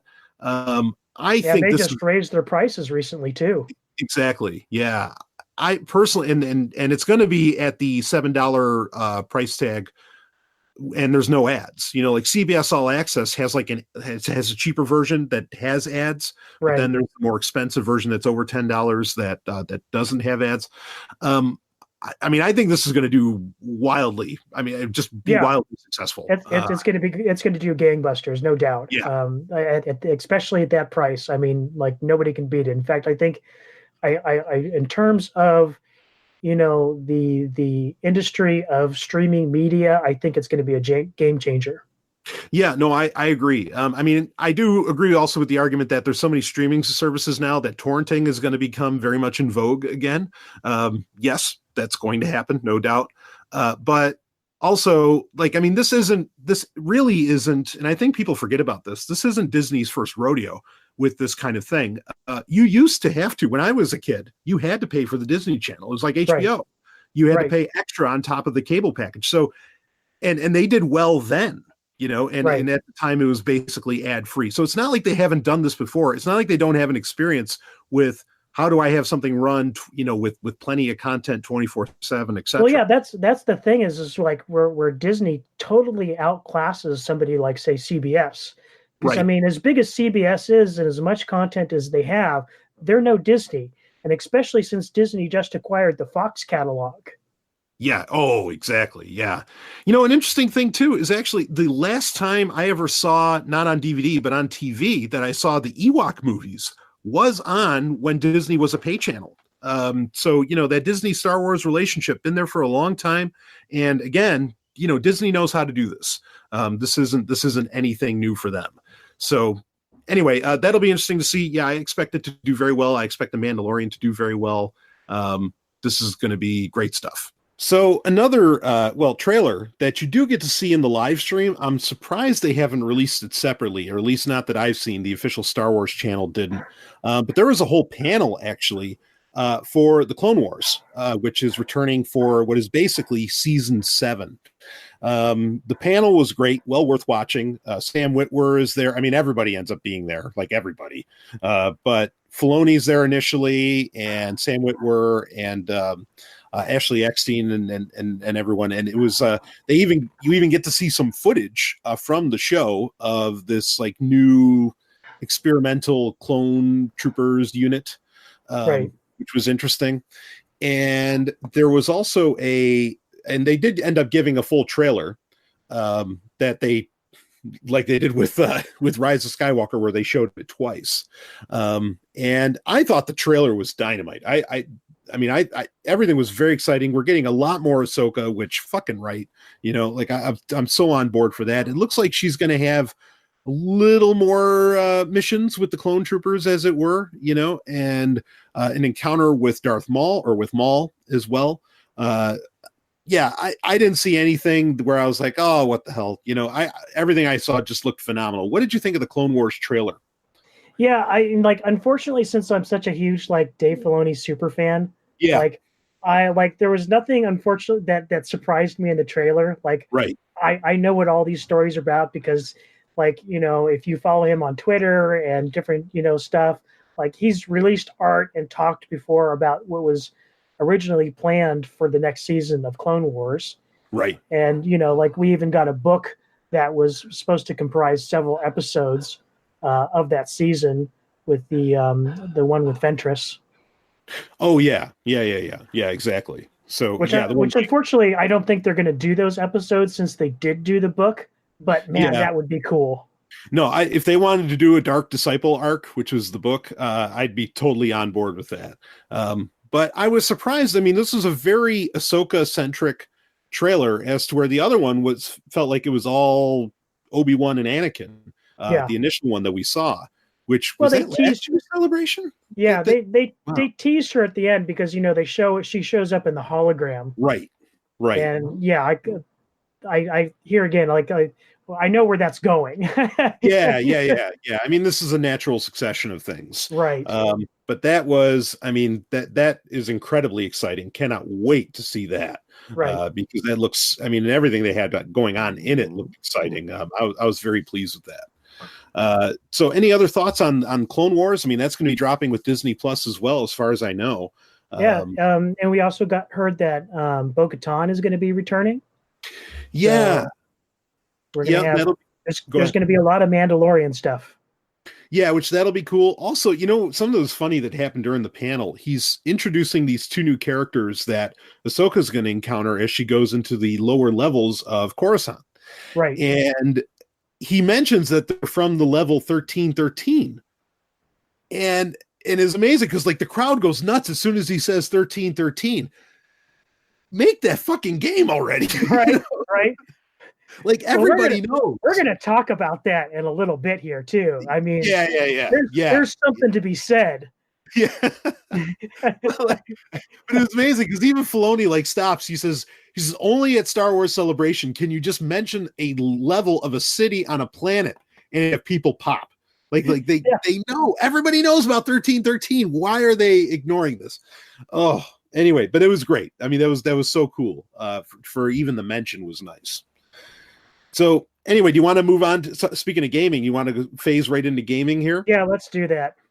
All right, so we also got a trailer for and a lot of news around a new game which had been previously hinted at, being made by EA, but of course EA is pretty much an entire country. It has like little mini states within it. This one being Respawn, which I think Respawn is responsible for the game Anthem, which I've heard. Anthem is BioWare. You're thinking of Titanfall. Titanfall. Okay, right. Respawn is responsible for Titanfall. So Respawn, not new to the game, no pun intended there, but they are making Jedi Fallen Order, and this is something that happens this is a game that takes place in between Revenge of the Sith and A New Hope. You are playing a somewhat of a Padawan character or a Jedi, like a character that's just barely a Jedi that is on the run. And we do get some action with the Inquisitors. We do know that based upon the trailer that's within it. The game is going to be coming out, I think November 15th is the release date for it. You can pre-order it now on Origin. And I think there's a deluxe edition that comes with a bunch of extra shit for like $70, and then there's the normal edition of the game, which is only standard, which is only $50. There are some pre-order bonuses, but it's interesting that when you go to the Origin page for it, the pre-order bonuses are all cosmetic. There is supposedly no advantages to any of the initial DLC that you can get with this, because one of the things they kept saying about this game before even the trailer dropped, no microtransactions, no planned DLC. That's a very specific phrase. And I mean, they're and no multiplayer whatsoever. Now I hear those things and I initially get excited, right? This is a completely single player game, which a lot of these Star Wars games of the past, that was their MO. They were single player. And I mean, that's not always true. Some games like the Jedi Knight series had great multiplayer, which we've talked about on this show in the past. But it sounds like EA is really trying to heal some wounds here. The problem is I see the trailer and I'm like, like the trailer didn't do much for me. I'm not even swayed by what they're saying about it, because tell me more. During the celebration before Battlefront 2 came out, the big talk was, no planned DLC or no paid DLC and no season pass, because that'd be a big point of contention that they were selling season passes that cost almost as much as the game itself. Exactly. Yes. Yeah. And and we know how that turned out. So fool me once. Yeah, exactly. I mean, what did you think of the trailer? Anything, did it excite you at all? Not in the least. Yeah, I know. I mean, if there's one thing in Star Wars that I'm less excited about than Episode 9, it's this game. Yeah. I mean, I'm expecting, you don't really see it. There's going to have to be a confrontation with Vader or something. Like that's the only thing that's going to get people talking. Go ahead. And honestly, like the story that it seems like they're setting up, it's like it's either Caleb Doom, who goes on to become Kanan Jarrus, or it's just a copycat. Yeah. Which right now, I mean, the character does have a name, and it's not. So I mean, maybe it's a copycat or just like a hidden name. Yeah. So I mean, if it's not Caleb Doom, then it's just a copycat of that character. We've already seen this kind of story arc before. Right. No, it doesn't. It doesn't do anything for me. It doesn't feel like Knights of the Old Republic or anything like that. So, and it doesn't. The visuals don't even look exciting. I mean, I went back and speaking of 1313, I went back and looked at the trailer, that they came out with for 1313. I don't know if it was a trailer. It was kind of like an early gameplay footage or whatever. Yeah. And to be honest with you, the graphics in Jedi Fallen Order don't look that much better than 1313. And that was how long ago? It was like, was it 2013, 2014? That was a long time. Yeah, it was Yeah, just it's been pre-Disney. like 5 years ago, and this game looks like that. I mean, like, it's terrible.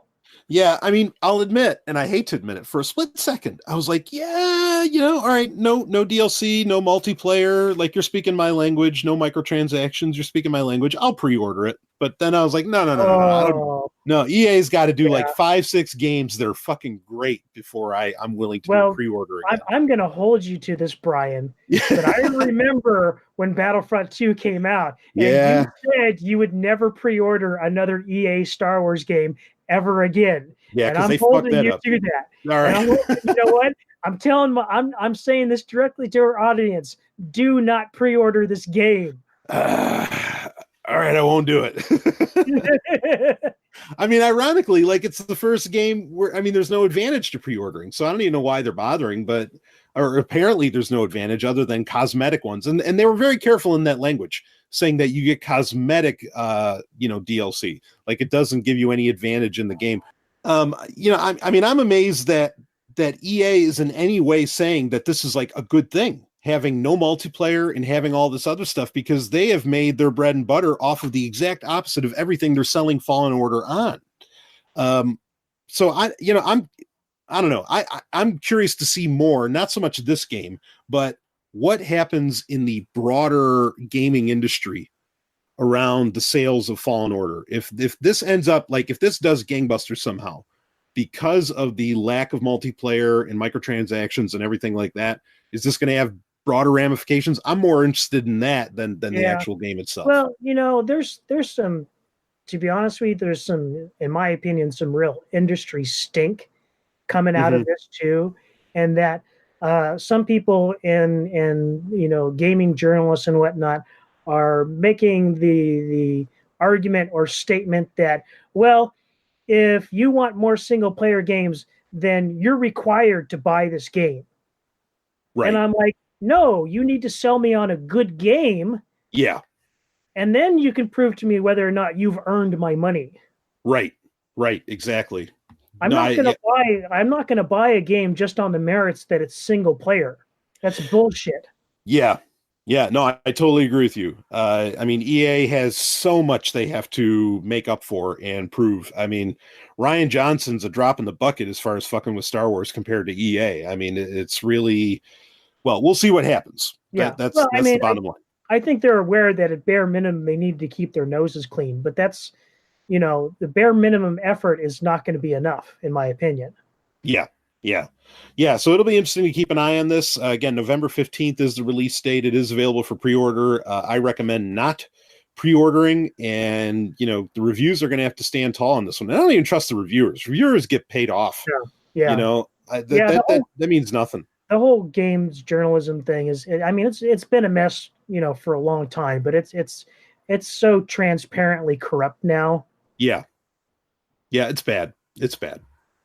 So anyway, Celebration, I mean, there was a lot of other things talked about. We may get into more of that in the future. I mean, there's just so much news to come out of that event. But I think we hit the high notes. Clone Wars, Mandalorian, what brief news came out about the Cassian Andor show, of course, episode 9, and Jedi Fallen Order. Well, you know how we feel about that. So something I am actually excited about, I want to get into, it's not exactly a fan production of the month, but it's also not something directly, well, I mean, it's under Disney's purview. Anything Star Wars is, but it's kind of a side thing that this is something I did pre-order, and I think people should pre-order.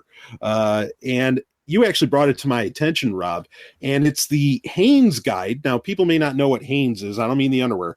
Haynes. Okay. And these are very popular guides for like your car so that you could fix your own brakes back when you could work on cars. And I love these things. I love these kinds of books. And they've been doing a science fiction run with these for Star Trek and Star Wars for quite some time. In fact, last year they did one for the YT-1300 for the Millennium Falcon, an updated version, in fact, for the movie Solo. And now they are coming out with one for the TIE Fighter. And will they cover other TIE fighters other than the good old classic TIE Fighter LN? I'm sure they will. That's going to confirm that. I think that's going to include the LN, the Interceptor, and the First Order. Oh, that Special Forces one was Yeah, awesome. the Special Forces, yeah. Mm-hmm. Yeah. That was a kick-ass TIE fighter. I mean, and since this is TIE Fighter Renegades, I mean, we'd be remiss if we didn't mention that this is coming out. I don't know if we'll have time to review it in May. Again, it comes out May 23rd, I think. Ryder Windham is writing it, which Ryder Windham has done great work within Star Wars for a very long time with, kind of more encyclopedic and reference work. So I'm excited for this. I have the YT 1300 guide. I did review it on TIE Fighter Renegades. I have other ones for Star Trek, like they have one for the Bird of Prey. They even came out with one for the Death Star a while back. Right. But these are the official kind of Disney re-release versions. And so I've been very interested in collecting them. How do you feel about this book, Rob? Oh, I love all of these technical manuals and whatnot. Yeah. I mean, just like ever since they came out with the Star Trek tactical manual back in the day, I've eaten all these books up. And It's interesting that, it's kind of nice that Haynes is able to continue doing business, because really with the cars the way they are today, you can't work on them yourselves anymore. And there's no point to a Haynes guide today. Right. And so them kind of spreading out into sort of these more fictional technical manuals, I think that's a brilliant move on their part. And, kudos to them for keeping it alive, because there was a time when the sort of science fiction technical manuals were kind of dying out for a while. Yeah. I mean, with the Star Trek stuff, you got a technical manual for Next Gen and Deep Space Nine, but there was never a Voyager technical manual or an Enterprise technical manual. Right. And there probably will never be a Discovery one, because they keep changing what that ship can do every week. And I don't know how the hell they fit that many shuttlecraft in there. I'd love to see the Haynes guide for that. Woo! Right. What the hell?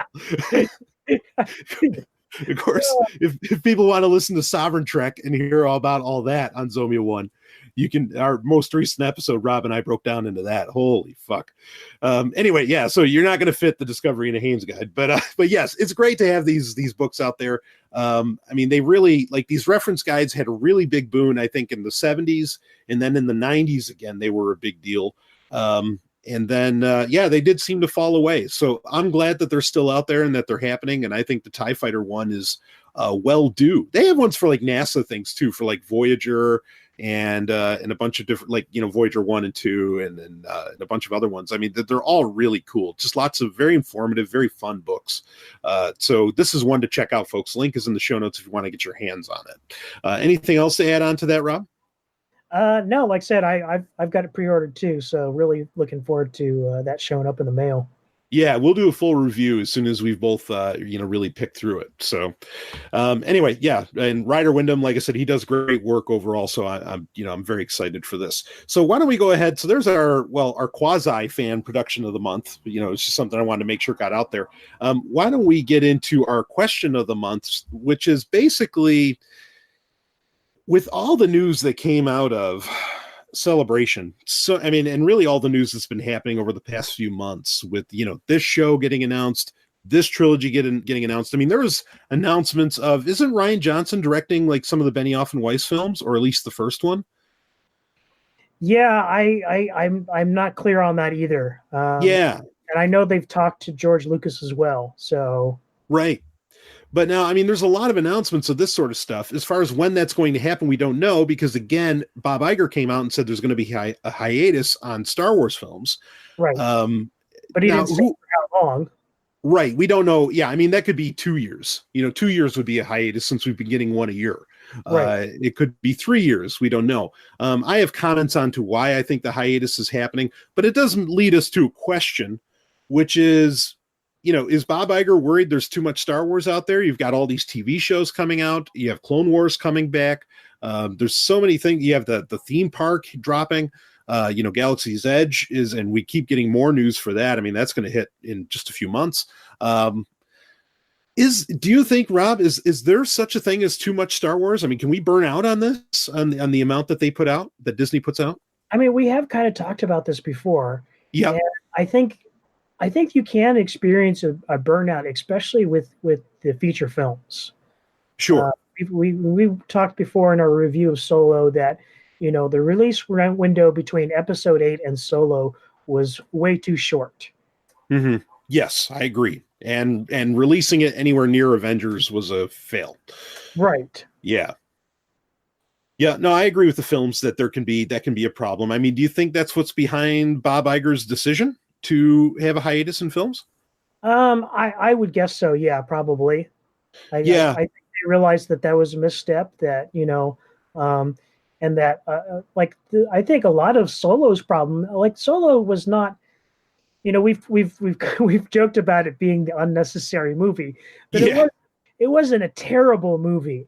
I still No. enjoyed it, but I do think it definitely suffered from people's fallout from people's opinions on 8. So I Yeah. think they very much recognize that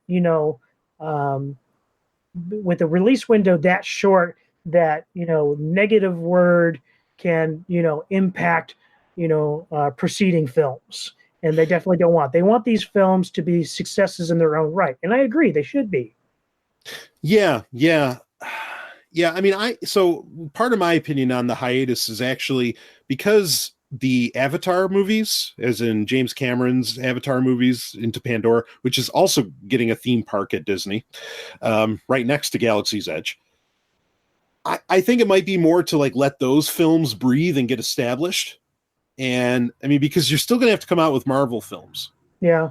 And I think if Disney was pushing Marvel, Star Wars, and Avatar at the same time, I don't think there's enough room with Avatar, having been so long.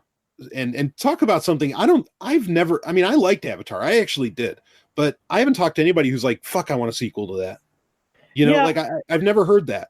There was a huge amount of hype around it when it was out in theaters. Yeah. And then again when it got, released on DVD. Yeah. But outside of those two things, it just, like, to me, it never really seemed to be a big deal. And quite frankly, I don't get it. Yeah. Yeah. There's a very real possibility, like all this, time and money they're investing into the sequel and stuff they're going to do around it could end up blowing up in their faces if it turns out to be a dud.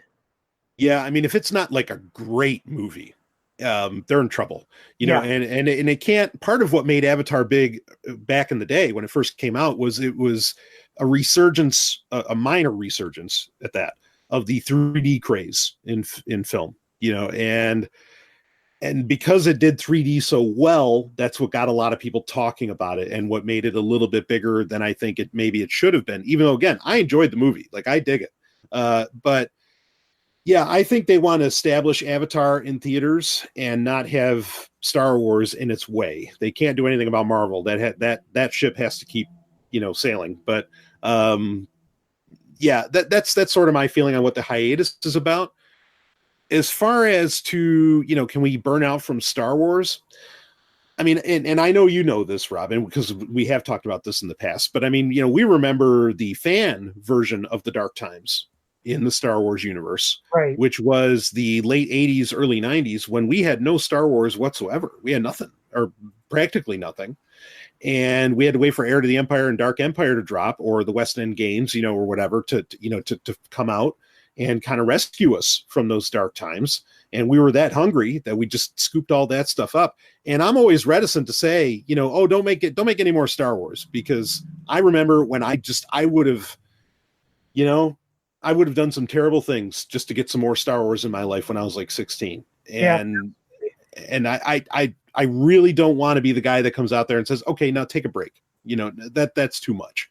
Yeah.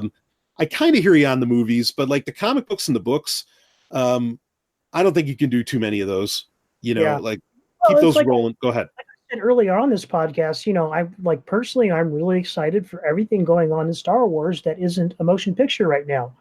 And I think this is also giving that material, time to breathe on its and stand on its own. I think Star Wars is very much heading into sort of like a television era, which it would do well for. And and honestly, like if Disney Plus goes gangbusters, I could really believe that they might say, we don't need the theaters anymore, and stop sharing that cut of the profits and just put those movies on Disney Plus. Most people I know have like a 55, 60 inch screen and I'm not saying it's a good thing. I don't, but but they have one in their home. I mean, that's basically a movie theater. Yeah. And, I mean, I could see that shift happening, and maybe that's why they're a little skimp on details as far as what's going on with Rian Johnson's movie trilogy for Star Wars, as well as Benioff and Weiss. I mean, it's a thought. So, but yeah, even in film, I don't know that I think we could really burn out. Because like, how many Marvel movies come out a year? How much Marvel shit is out there?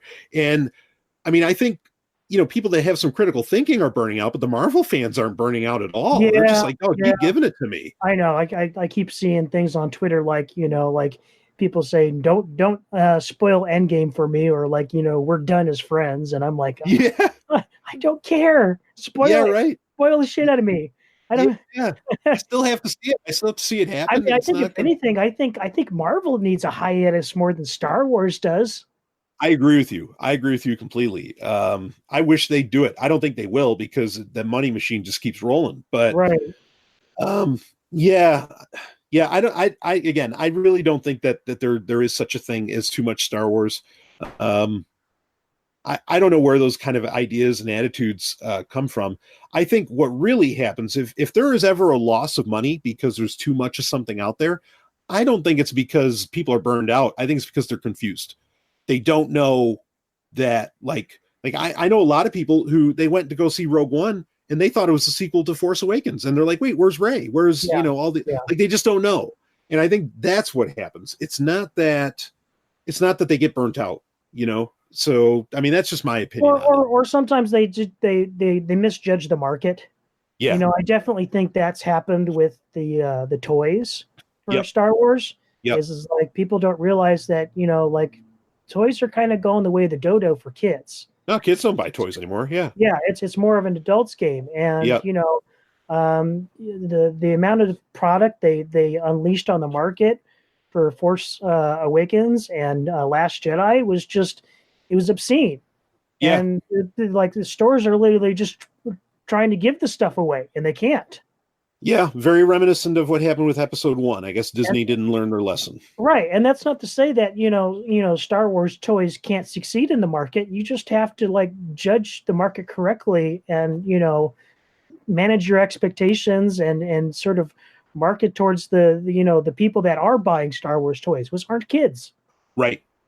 Or maybe release, some actual Rey figures, and maybe those would sell, but because they're so bad with, well, anyway, that's a long Star Wars problem with selling female characters in any kind of merchandise form, but that's another conversation for another time. So anyway, yeah, I hear you. I think maybe, the movies, it might be good for Star Wars to do a hiatus. I think that has more to do with what happened with The Last Jedi than anything else, and maybe with Solo than anything else. But I say bring on all the Star Wars. That's fine with me. So unless you have any other comments, Rob, I think we could start wrapping this baby up. All right. Yeah. Well, I mean, I'll ask you here at the end, how are you feeling about Star Wars right now, Rob? Well, I mean, like I said, I am really excited for the Mandalorian and Clone Wars. The new season of Clone Wars, and I'm looking forward to the other television projects that they've got in mind. So, all that's here again, all that stuff happening outside of the movies, I'm really excited to see. But so far as Episode 9, my expectations are very much in check. Yeah, I think that's fair. I am excited for, same thing. The Mandalorian, Clone Wars, there's some great stuff coming down. I'm actually reading Master and Apprentice by Claudia Gray right now, which has been a very good book so far. But I didn't want to review it yet just because there's the Dooku book also coming out, or audio drama coming out at the end of the month. Right. That I think they have some synergy. So I want to talk about them as a whole. But there's some great stuff going on and coming down the pike. So I know it's kind of wishy-washy by each month, but I'm feeling better about Star Wars right now than I am Star Trek. I'll say that, which should not be. Yeah, that was reversed not that long ago. Exactly. Yeah. Beginning of this year, there was the exact opposite. I was like, oh no, Star Trek's on a fucking roll. We're ready to roll here. Yeah. And no. Yeah. I'm not feeling confident about Star Trek at all. But Star Wars, yeah, feeling pretty good about some of this stuff. So yeah, hopeful. Feeling very hopeful. New hope. How about that? So anyway, next month on the on TIE Fighter Renegades, we will be doing, I want to do a special about, well, it's been 20 years since The Phantom Menace hit theaters, and I think there's a lot to talk about. We'll talk about my memories of that time. I think we should talk about Robin's memories of that time, of course, and really break down into a lot more. There was a great 20th anniversary panel for The Phantom Menace during Star Wars Celebration. We'll talk more about that then. So a lot of great stuff to come up in the next TIE Fighter Renegades, and we'll get that to you, well, as soon as it makes sense, because there's so much news that seems to drop. I like to collect as much as I can at once. And of course, we'll have a comic book update at that point as well. So anyway, Rob, as always, a great time. Thank you for being on the show, man. Thank you for having me. Yeah, and well, we'll wrap this baby up. TIE Fighter Renegades signing off. Woo!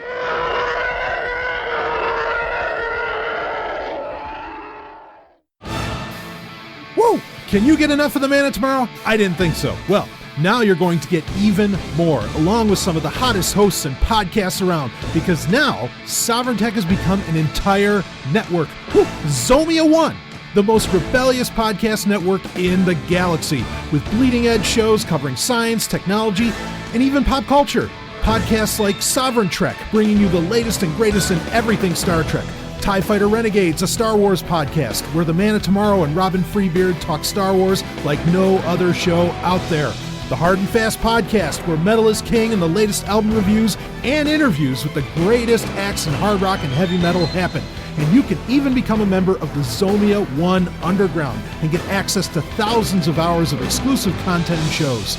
And this isn't Patreon, baby. Oh no, this is all happening on the premier podcast platform, Podbean. So head over to ZomiaOne.com, that's ZomiaOne.com, and become a part of the future with Zomia ONE, and become a member of the Zomia ONE Underground. And while you're at it, download the Podbean app on iOS and Android. Be the future. ZomiaOne.com.